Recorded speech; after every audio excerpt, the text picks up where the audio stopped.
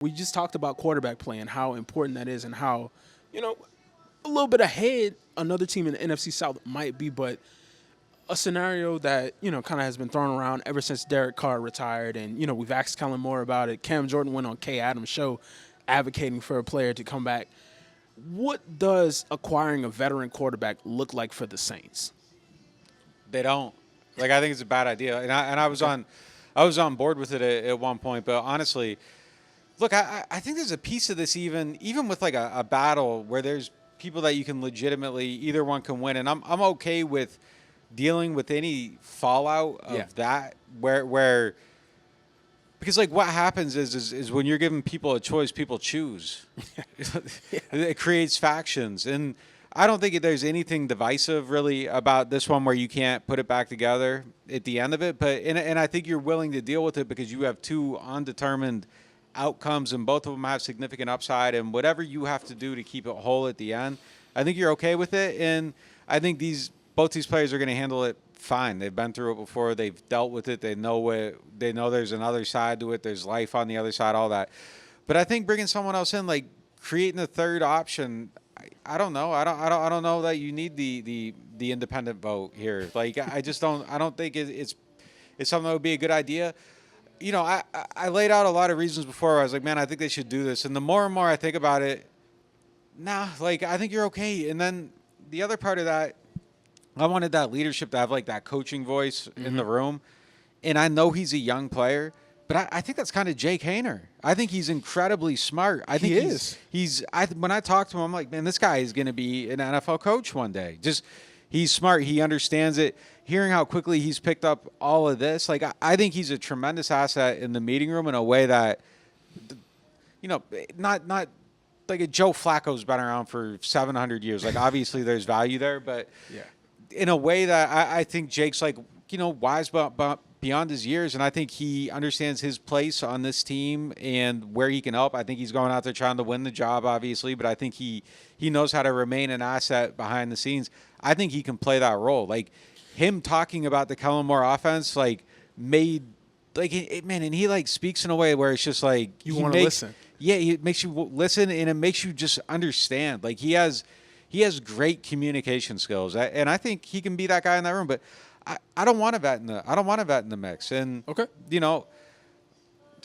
I disagree with Kim. Like having Jameis here doesn't make sense to me. That's the thing that would make the least amount of sense. Jameis or a Jameis type player. That's what you're referring to, right? You said to bring Jameis back. I don't think this team's in a place where that. I think that's, to me, doing the build. I get why Cam would want him, because Cam wants a path where he can look at it and say, like, this guy has won games in the league and I'm at the end of my career and I want to win. I get why Cam would want it. I don't think that would be not Jameis even in particular, a player in that Jameis caliber. Yeah. A quarterback of that caliber, I think would lead to the biggest criticism I've ever made of this organization. I think I would hate that move more than anything they've ever done, because it does not make sense. Be good with one of these guys or draft Klubnik or Sellers or Nussmeier. And I mean, that's really, I'm okay with either path, but like if you're winning 6 games and you're missing on everything because you took a quarterback who, isn't going to win you a Super Bowl, no. Just straight up no. No. Okay. Well, I'm tied between both. And your Jake Haener point was good, and it had me thinking to go more on the side of not pursuing the veteran, but also in that it gave me another justification on why the Saints should pursue a veteran. All right, let's hear it. Situational knowledge, situational awareness, situational just being in the situation and be able to handle it. He doesn't have that. When he was in the game, and I mean, he was out there with a makeshift offensive line. No doubt. Yeah, I don't want to make it seem like he just was out there crumbling and falling, but with a makeshift offensive line. But he was out there and he was getting sacked, and things that he can think about and talk about is cool, but until you're in that, you can't really Quick interjection. hit it. The head coach of the team couldn't play in the league. I don't. You think got that, a point. I don't think that I don't think understanding and being able to tell someone how things should get done. Yeah. I don't think you necessarily have to be Tom Brady to do that. Okay. You know what I'm like? No, I don't feel think most of them are. I feel what you're saying, but the most experience in that room is Spencer Rattler right now with all losses. Yeah, and I mean, look, you're making the argument I was making at the beginning, but I think I've acquired more of a willingness to sink and completely sink. Okay. As I watch the quarterbacks in next year's class, like You're high. You're I'm high like- on them.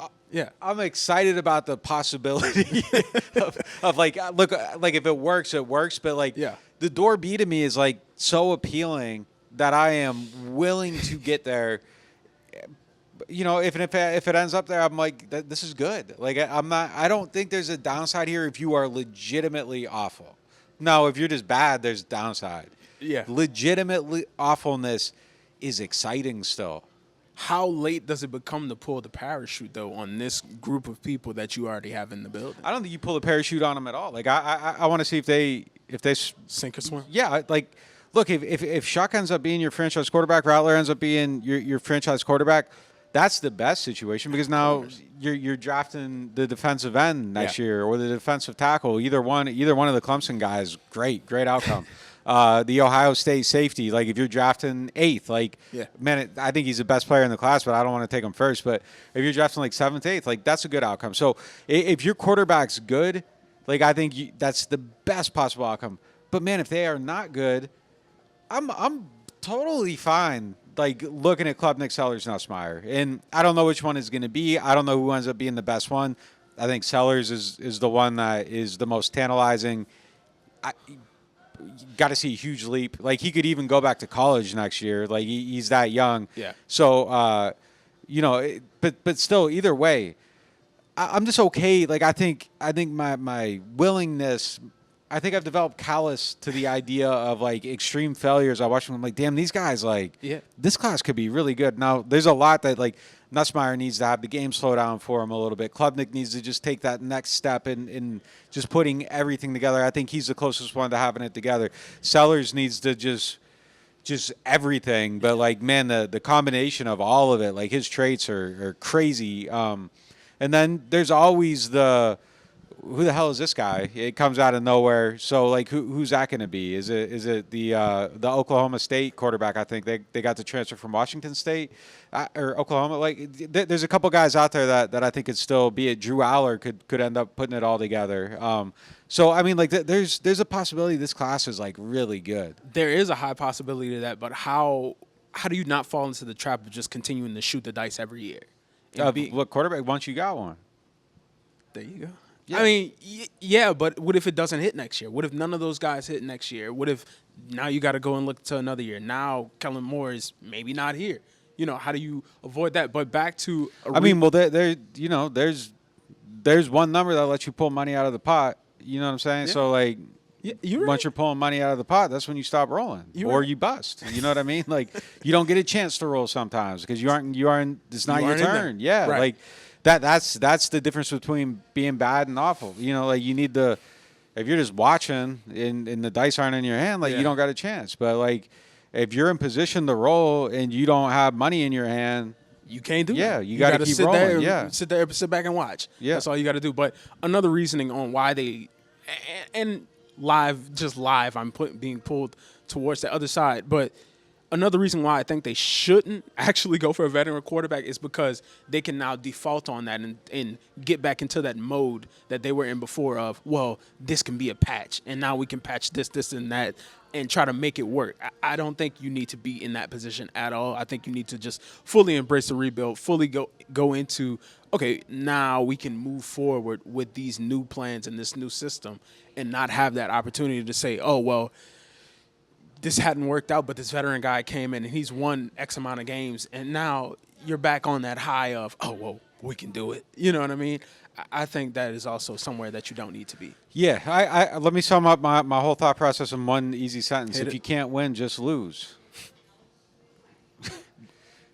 There you go. That's where I'm at with it. If you can't win, just lose. There you go. I mean, I think that's the ethos of the season. Just, yeah, like, especially at that position. If you can't win with these guys, just because winning with, I don't even know who's out there anymore, but winning with like a Joe Flacco type, a lot of that would be terrible. And that's the thing. There's a lot of top-heavy teams right now at quarterback. the New York Giants and you keep on talking about the Cleveland Browns because Kenny Pickett might become available. Super Bowl champion. No, I don't want Kenny Pickett here. You don't want Kenny Pickett. No. Neither do I. Winning a game with Kenny Pickett would be like It's the gross. most pointless thing in the world. Yeah, Exactly. Yeah. You learn nothing. I don't even want to like engage in watching that. Like I want nothing to do with it. I mean, look, that sum up sentence that you had, I think that's the best way to close this out.